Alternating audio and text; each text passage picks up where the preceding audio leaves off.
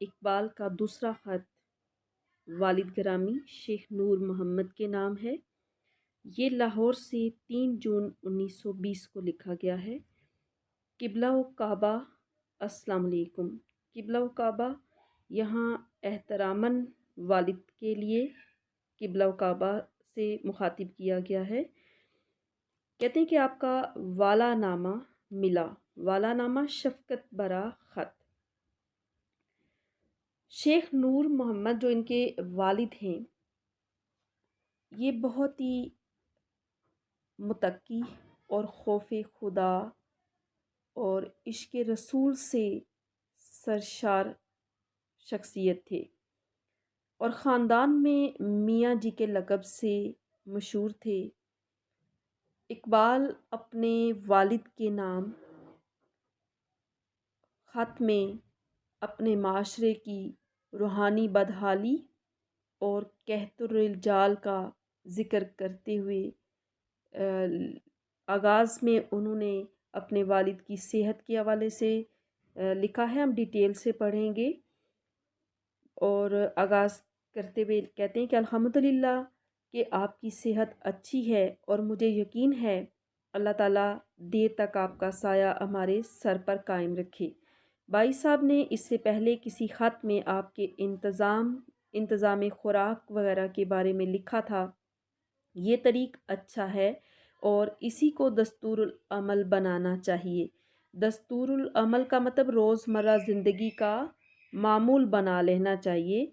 میں نے یورپ کے مشہور حکیم کی کتاب میں دیکھا ہے کہ جو شخص ہر روز دہی کی لسی پیا کرے اس کی عمر بڑھتی ہے۔ وہ کہتا ہے کہ انسان کے جسم میں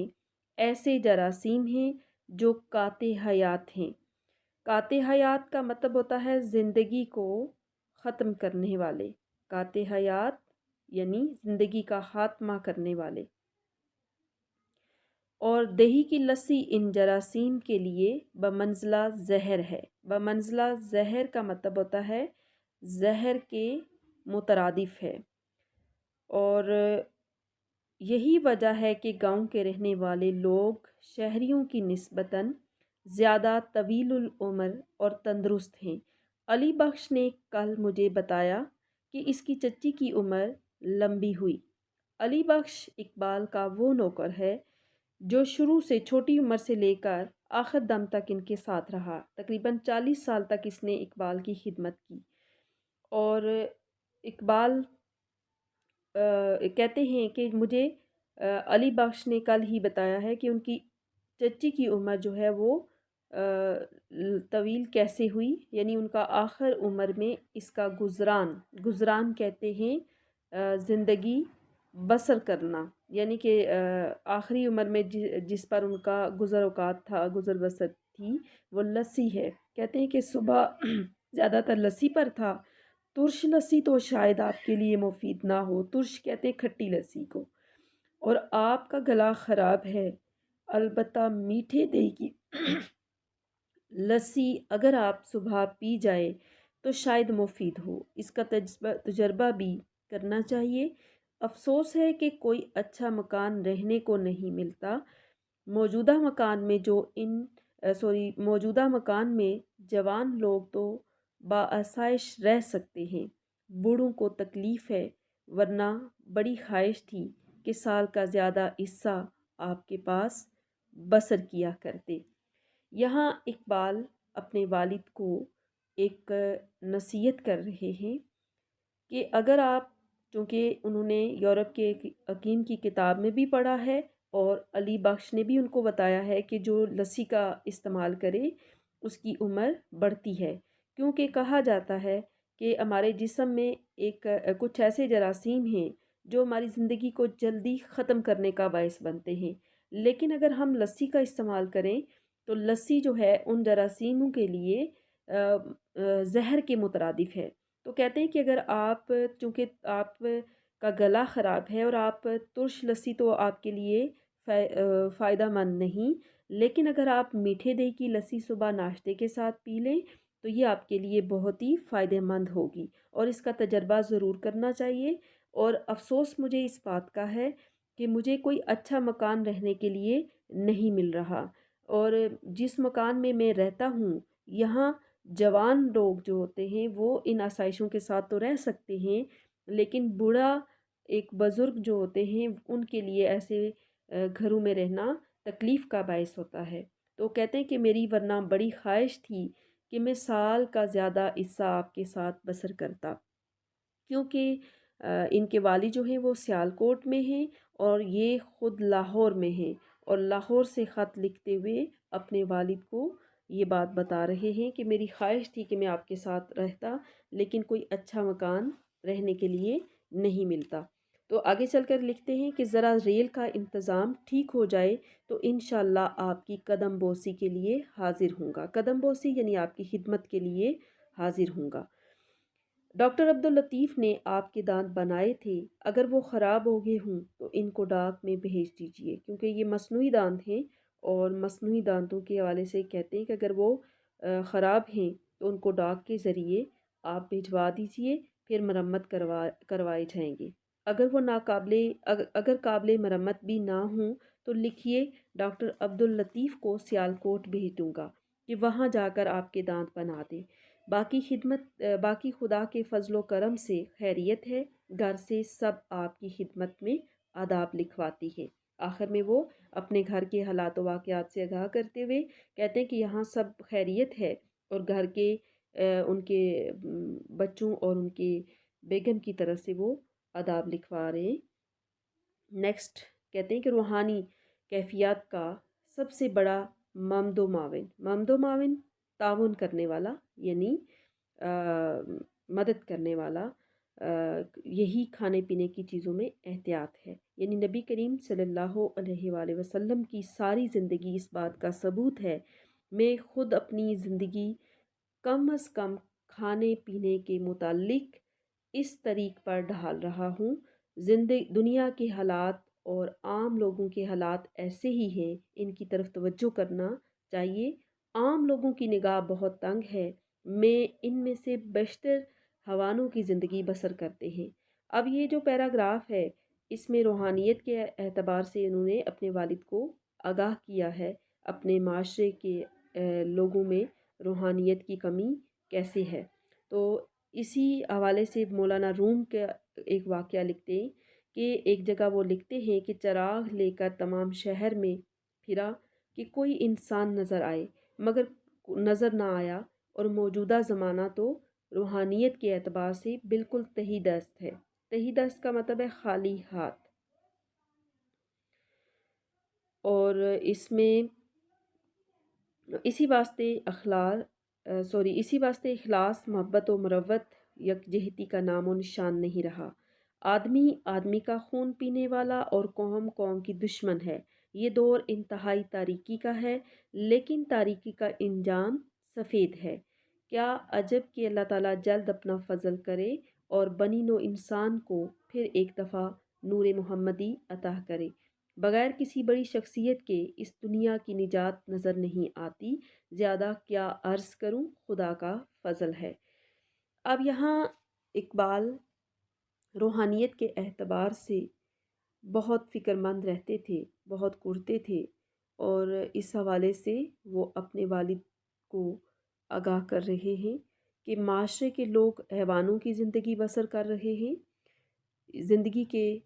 بڑے مقصد کے بغیر جی رہے ہیں، کھانا پینا، سونا، جاگنا، اٹھنا پھرنا سب ان کا بے مقصد ہے۔ یہ ایسی زندگی ہے، اس طرح تو حیوان بسر کرتے ہیں، جبکہ انسان تو اشرف المخلوقات ہیں، اور اللہ تعالیٰ نے انسان کو دل و دماغ جیسی صلاحیت دی ہے،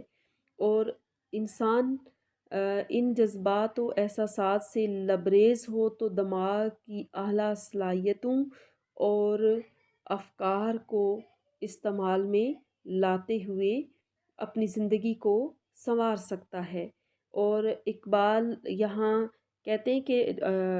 لوگوں میں روحانیت کی کمی کے اثرات اس طرح سے ہیں کہ تمام لوگ جو ہیں وہ ان کے اندر اخلاص، محبت اور مروت نام کی چیز نہیں، اور ایک انسان جو ہے وہ دوسرے انسان کا خون کا پیاسا ہے، قوم قوم کی دشمن ہے، اور یہ جس دور کی بات کریں 1920 میں خط لکھا ہے 1920 میں، تو اس دور میں یہ دور انتہائی تاریکی کا دور تھا، اور کہتے ہیں کہ جس طرح ہر اندھیری رات کے بعد ایک روشن صبح طلوع ہوتی ہے، اسی طرح اقبال جو ہے وہ نا امید نہیں بلکہ امید رکھتے ہیں کہ آنے والے دن جو ہیں وہ ضرور اس کا انجام جو ہے وہ سفیدی ہوگا، یعنی اچھے دنوں کا ان کو انتظار ہے۔ کہتے ہیں کہ میں اس بات سے فی الحال تو لوگوں میں روحانیت نظر نہیں آتی، لیکن آنے والا وقت جو ہے مجھے امید ہے کہ اگر اللہ تعالی ہم پر اپنا فضل و کرم کر دے اور لوگ ایک دفعہ پھر سے حضور صلی اللہ علیہ وآلہ وسلم کی سنت کی پیروی کریں، تو پھر کیا ہو سکتا ہے کہ دنیا میں انقلاب آ سکتا ہے، اور لوگ اپنی اس کمی کو دور کر سکتے ہیں حضور صلی اللہ علیہ وآلہ وسلم کے نقش قدم پر چل کر۔ اور آخری جملے میں لکھتے ہیں غلام رسول بیمار تھا، کل میں نے اس کی خیریت دریافت کرنے کے لیے فیروز پور تار دیا تھا، مگر تاحال جواب نہیں آیا، آج کل تار بھی دیر میں پہنچتے ہیں۔ یہاں پہ غلام رسول مہر ان کا نام ہے، یہ بھی علمی و ادب کی دنیا میں ان کا نام مشہور ہے۔ علمی و ادبی شخصیت ہونے کے ناطے اقبال سے ان کا گہرا تعلق ہے، اور خط لکھ کر اپنے والد کو ان کے بارے میں آگاہ کر رہے ہیں کہ میں نے ان کی خیریت پوچھنے کے لیے فیروز پور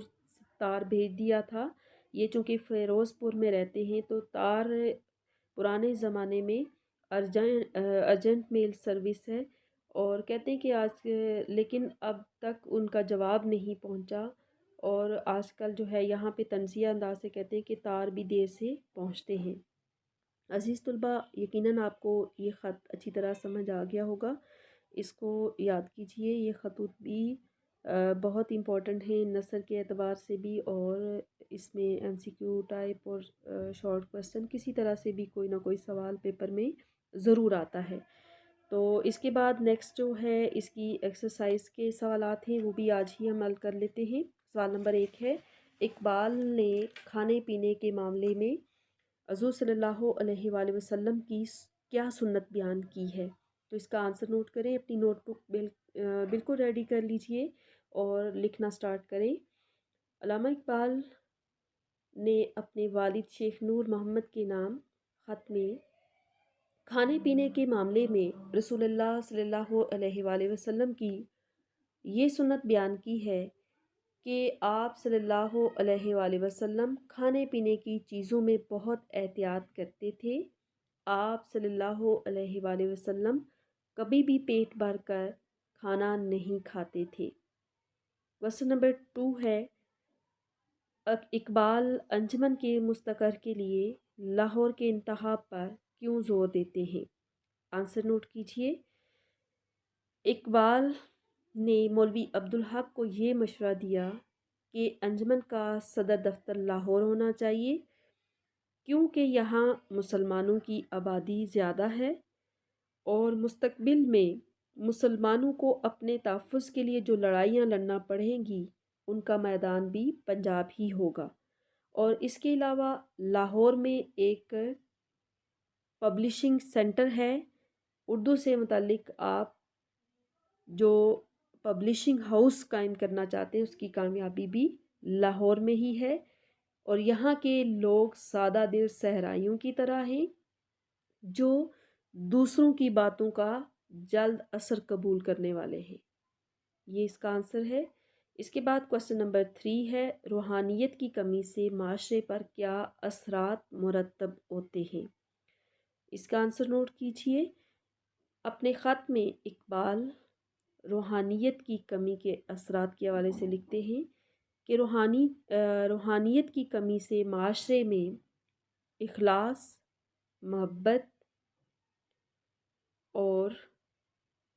اتحاد و یکجہتی ختم ہو، یعنی اتحاد و اتفاق یا اتحاد و یکجہتی کا نام و نشان نہ رہا، آدمی کے خون کا پیاسا ہے یا خون پینے والا ہے،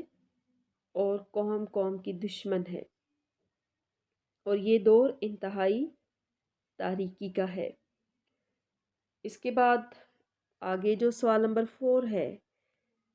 اس میں جملوں کی وضاحت ہے۔ عام مسلمانوں کی حالت اقتصادی اعتبار سے حوصلہ شکن ہے، امراء توجہ کریں تو کام بن سکتا ہے، مگر افسوس کہ اکثر مسلمان امراء مقروض ہیں۔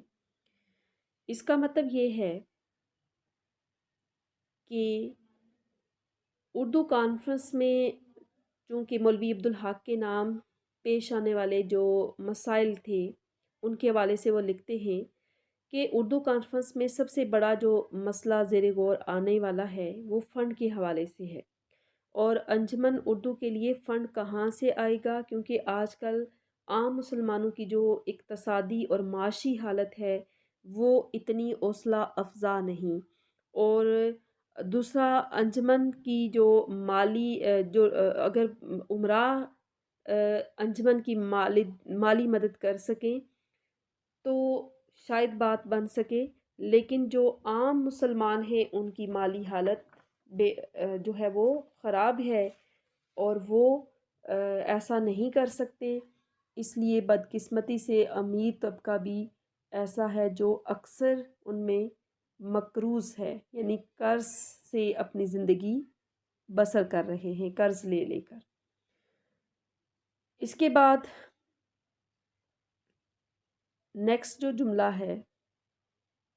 اس میں اور بھی آپ بتا سکتے ہیں کہ اس طرح سے جو امیر طبقہ ہے وہ معاشی طور پر بدحالی کا شکار ہے، مقروض ہے اور اپنے کاروبار زندگی چلانے کے لیے قرض دار ہو چکے ہیں، اور آج کل بظاہر تو مالدار نظر آتے ہیں لیکن زیادہ تر ایسے ہیں جو سفید پوشی کی زندگی گزار رہے ہیں مگر وہ انجمن کی مدد نہیں کر سکتے۔